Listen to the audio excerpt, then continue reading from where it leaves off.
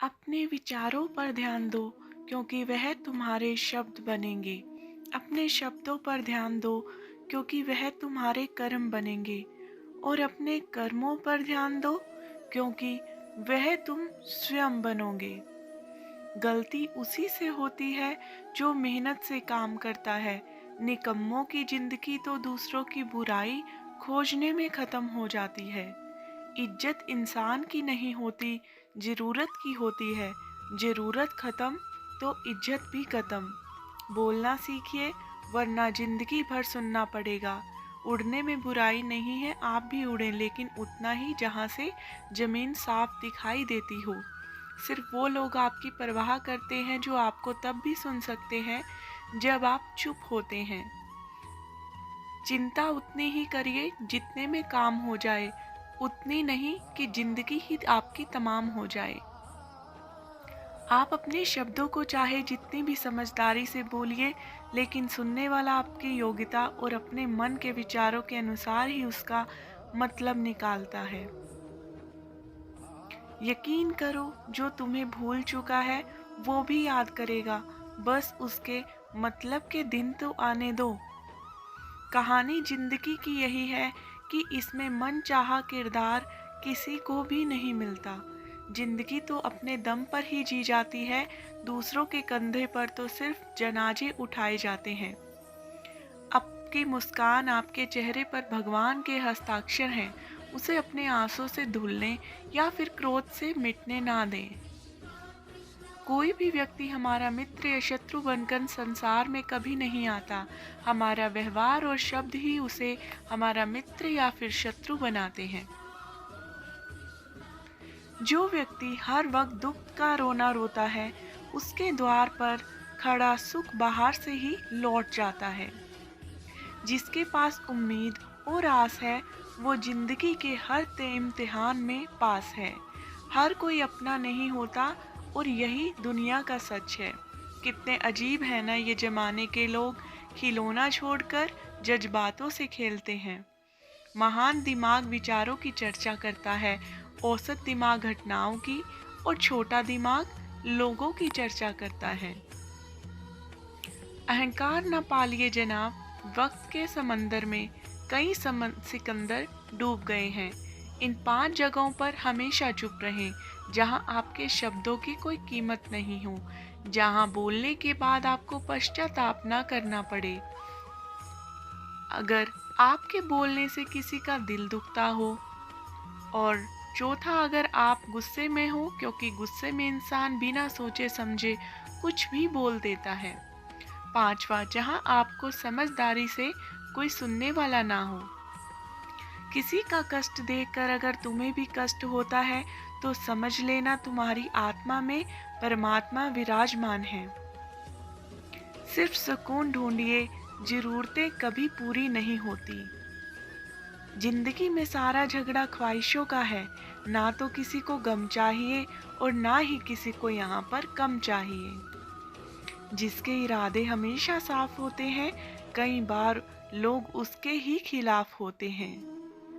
जो तुमसे तंग आ गए हैं, उसे छोड़ दो, क्योंकि बोझ बन जाने से याद बन जाना कहीं ज्यादा बेहतर है। झूठ की खरीदारी ज्यादा दिन तक नहीं टिकती, सच एक ही सही अंत तक साथ देता है।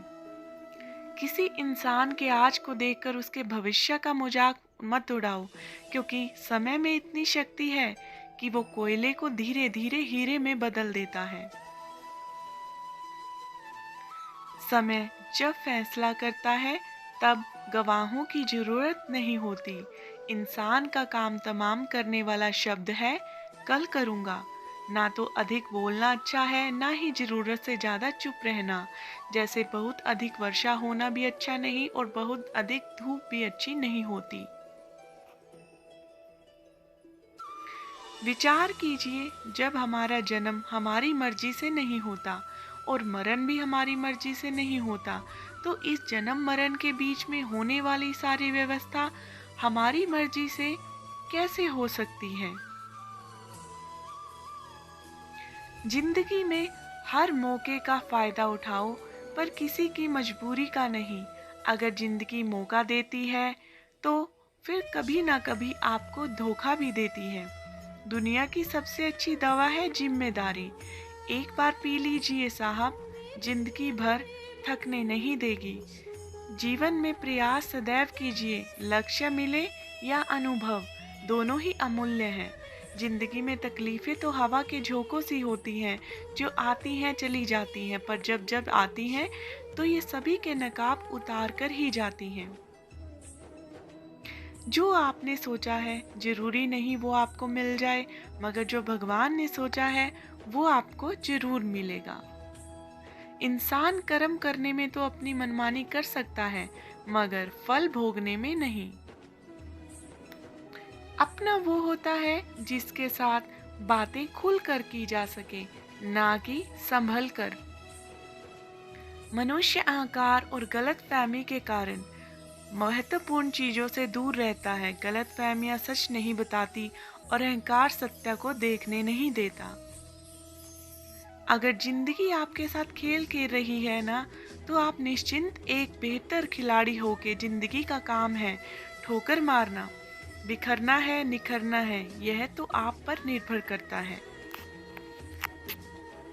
आज तुम्हारे जीवन में कितनी मुसीबतें हैं, इससे कोई फर्क नहीं पड़ता। फर्क पड़ता है तो बस इस बात से कि तुम उसका सामना कैसे करते हो।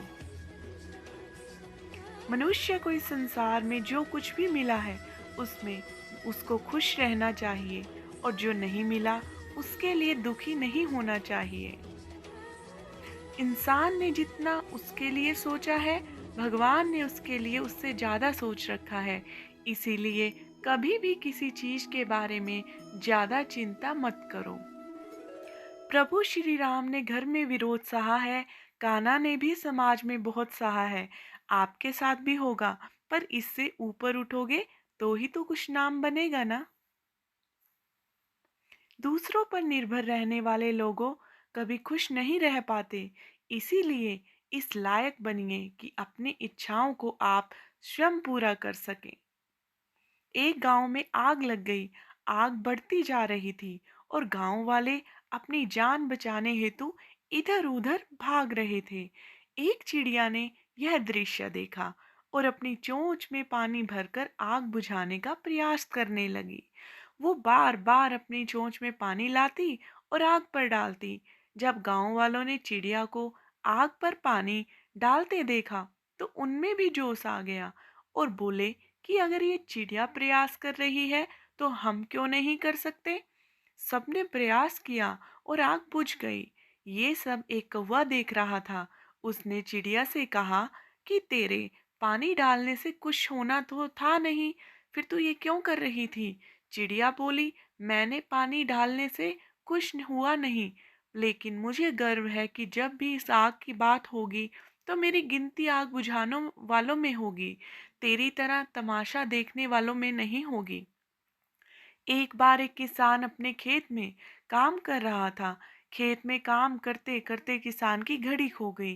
कुछ साल पहले यह घड़ी किसान को उसके पिताजी ने दी थी, इसीलिए वह घड़ी उस किसान के लिए बहुत कीमती थी। अब किसान सब काम छोड़कर घड़ी ढूंढने लगा, लेकिन बहुत देर होने के बाद भी उसको घड़ी नहीं मिली।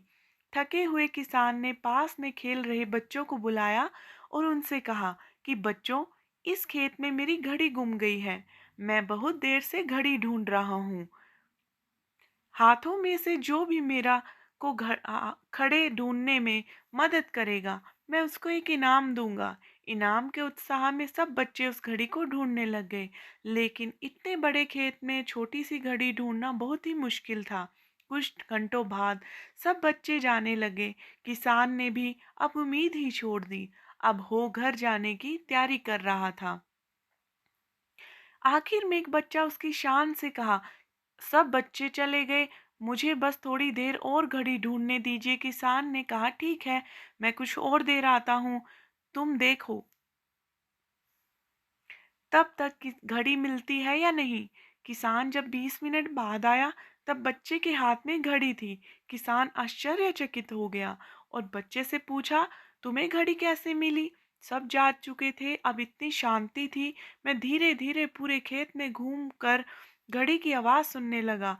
जैसे ही उसे शांति में मुझे आवाज़ सुनाई दी, वैसे ही मुझे पता लग गया कि घड़ी कहाँ पर है। दोस्तों, यह कहानी शांत दिमाग की बहुत बढ़िया उदाहरण है।